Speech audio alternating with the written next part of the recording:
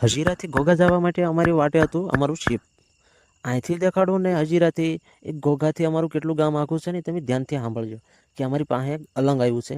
યાદ રાખજો લોકેશન. બાજુના ગામવાળા લાઈક કરજો. લા શિપ તો અમારે ઉપડી ગયો પણ ધવાડાને ગોટે ગોટા કાઢે છે. છેલ્લી ક્વોલિટીનું ઘાસલેટ વાપરતો. કુંભાર માટલા બનાવે એવું સકડું અહીંયા કોઈ ફિટ કરી દીધું. અમે ઉપડ્યા ઘોઘા તરફ ક્યાં ખબ ખબ કરીને આડું દોડ્યું આવે નાનું અમથું શિપ. હાલ હાલ આમ શિબલી ઘર ભેગું થાને 150 રૂપિયાનો ટકો થઈ જશે. સેન્ડવિચ મંગાવી એ સેન્ડવિચ હતી. આપણે મળેલી એક મોટા બ્લોગરની સાથે મુલાકાત કરી. હિન્દી में बात છે ને મોટા બ્લોગર.